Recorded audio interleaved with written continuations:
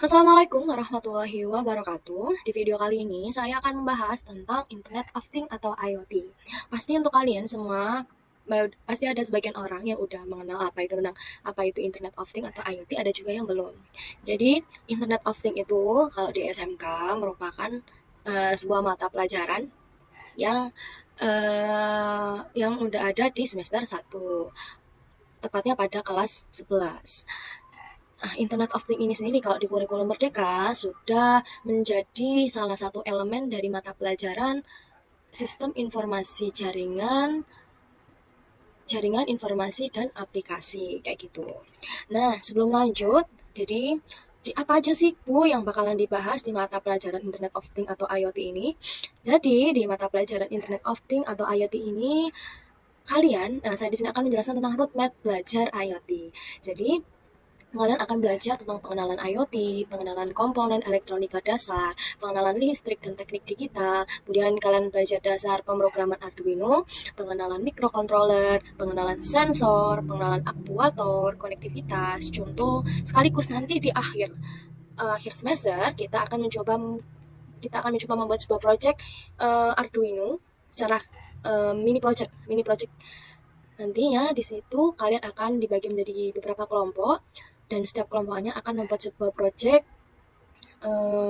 tentang Arduino.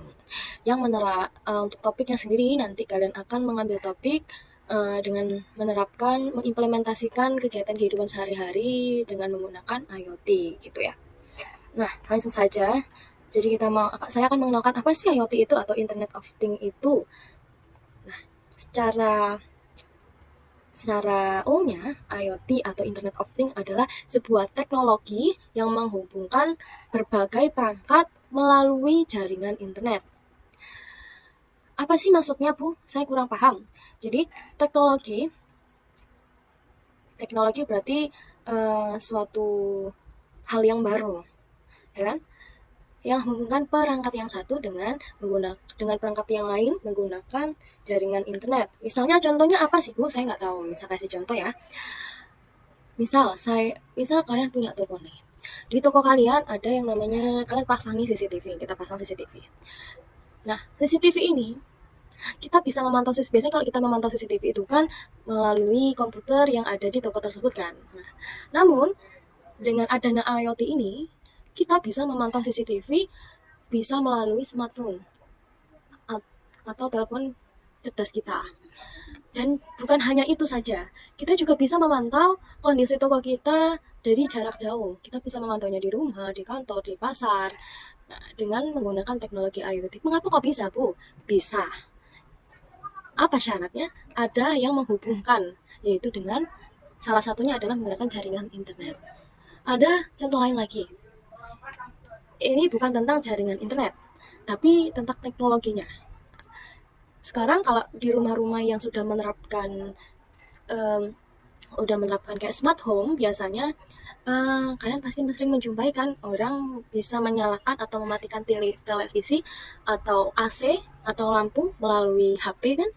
Itu juga salah satu teknologi yang bisa disebut dengan IoT. Atau nggak gitu, kita bisa menerapkannya saat kita mengunci rumah. Nah, pintu yang kita punya, kita bisa kasih teknologi itu. Jadi biasanya kalau pintu di rumah-rumah kan dikunci menggunakan kunci ya, biasa. Namun kalau di rumah smart home, kita bisa mengunci rumah kita menggunakan kata sandi atau nggak gitu sidik jari. Nah, itu salah satu teknologi yang sudah diterapkan, yang sudah jadi tren di masa kini. Jadi apa aja sih Bu? Nah, lanjut aja. Gimana sih Bu caranya apakah kita bisa buat teknologi seperti itu? Bisa. Kata siapa tidak bisa? Kalau nggak mau ribet kita bisa beli, kalau mau bikin sendiri kita bisa kok bikin sendiri. Apa aja sih komponennya? Jadi komponen Internet of Things itu ada, kalau saya rangkum, ini saya ambil dari sumber revoyu.co. Jadi ada 6 komponen. Yang pertama itu benda atau device. Jadi kita butuh bendanya. Benda apa sih yang mau kita jadikan sebagai komponen utama untuk untuk kita jadikan Internet of Things itu apa. Terus yang kedua, pastinya kita butuh sensor. Sensor itu apa nanti penjelasannya di selanjutnya. Yang ketiga ada konektivitas ya. Yang menghubungkan itu apa? Kita juga konektivitas itu macam-macam, ada banyak faktornya. Kemudian data olahan yang keempat. Data yang akan diolah itu apa? Nah, gitu. Biasanya data olahan ini akan didapat melalui sensor, gitu ya.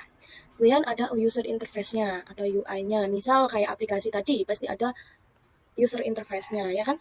Kemudian yang terakhir ada sistem security-nya. Kita lanjut. Untuk komponen yang pertama adalah benda atau device. Jadi pengertiannya sendiri ya, menurut sumber review.co, device adalah sebuah komponen yang terhubung dengan lingkungan fisik. Komponen ini mengumpulkan data dari sumber eksternal lalu menyimpan informasi tersebut. Device dilengkapi dengan sensor yang dapat mendeteksi perubahan di sekitarnya. Nah, jadi kita perlu bendanya dulu. Benda ini kita kasih sensor. Misal contoh apa, Bu? Misal contoh, saya ambil contoh ya, lampu. Anggap aja sebagai benda. Nah, kita berikan sensor, misal kayak sensor yang namanya sensor cahaya. Lampu ini akan menyala jika cahaya yang di sekitarnya itu sudah gelap atau cahayanya minim, maka lampu ini akan menyala. Namun, lampu ini akan mati jika cahaya yang ada di sekitarnya itu terang, gitu. Nah, kita butuh apa untuk bisa mendeteksi itu cahayanya itu redup atau terang? Nah, kita pakai sensor. Nah, sensor itu biasanya digunakan itu namanya sensor cahaya atau sensor LM35 gitu ya. Nah, kita langsung nyambung ke sensor ya. Sensor itu apa sih, Bu? Kok orang gitu bisa mendeteksi? Nah, sensor itu adalah salah satu hal yang memiliki fungsi dalam pengambilan data dari suatu objek. Data yang dimaksud bisa berupa informasi, misalkan temperatur udara, yang sesuai dengan tayangan video. Kayak tadi ya, sensor LM35 dia bisa mengambil data cahaya itu terang, cahaya itu gelap itu kayak gimana. Nah, kayak gitu. Jadi, nanti ini akan ada sambungannya ada berlanjut ya. Ini sangat nyambung sekali sama yang namanya data olahan. Jadi sensor ini dia gunanya untuk mengambil data. Dia tahu dia misal punya data dua data gitu ya. Contoh kayak sensor temperatur. Sensor temperatur dia gunanya untuk mengambil data temperatur udara yang ada di sekitar gitu. Nah, ada beberapa tipe sensor yang sering digunakan dalam bidang IoT. Yang pertama ada accelerometer sensor. Accelerometer sensor itu apa? Accelerometer sensor itu sensor keseimbangan ya. Ada proximity sensor. Kalau bisa dilihat alurnya nih ya, proximity sensor sama accelerometer sensor biasanya itu digunakan secara bersamaan biasanya. Dan ada IR sensor. Kemudian ada gas sensor. Gas sensor ini untuk mendeteksi gas ya, biasanya digunakan di pabrik-pabrik kayak gitu. Kemudian ada temperatur sensor. Temperatur sensor kan ya untuk mendeteksi suhu. Bisa digunakan dimanapun, tapi ya kan, ini enggak di rumah, kita gunakan di rumah ya. Misal suhu di rumah udah 30 derajat Celcius, maka AC akan menyala atau kipas angin akan menyala kayak gitu. Kemudian ada chemical sensor. Ini sensor biasanya digunakan untuk bidang-bidang kimia kayak gitu ya. Ada smoke sensor. Smoke sensor itu kalau smoke aja berarti rokok. Berarti kaitannya sama asap. Berarti sensor ini digunakan untuk hal-hal yang berkaitan dengan asap. Misal untuk mendeteksi kebakaran. Kalau kebakaran pasti kan ada keluar asap kan ya. Kemudian ada yang namanya motion detector sensor. Jadi ini sensor gerak gitu. Selanjutnya komponen yang ketiga adalah konektivitas. Untuk mengirimkan sebuah data yang diambil oleh sensor, maka kita memerlukan sebuah konektivitas atau jaringan sebagai medianya. Nah, konektivitas itu bermacam-macam ya teman-teman, bukan hanya tentang jaringan internet. Bukan karena namanya Internet of Things selalu berhubungan dengan internet, tidak. Karena mungkin internet itu sangat fleksibel, tentang internet. Konektivitas itu bisa dari Bluetooth, itu juga termasuk konektivitas, atau SIM card, atau WiFi kayak gitu, atau jaringan seluler kayak gitu. Nah, konektivitas ini nantinya bisa menghubungkan kita dengan benda-benda yang mau kita jadikan sebagai produk Internet of Things. Misal, ini ada logo WiFi. WiFi ini bisa menghubungkan kita, bisa kita jadikan sebagai konektivitas ke beberapa macam produk. Misal, kayak di sini kita bisa berbelanja di mana saja dan kapan saja. Kemudian dengan lampu, dengan jam tangan, nah kayak gitu.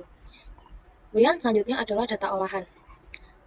Komponen yang keempat adalah data olahan. Nah, dari setelah melalui pengiriman yang mana memerlukan konektivitas tadi, maka selanjutnya data yang kita peroleh dari sensor itu nantinya akan diproses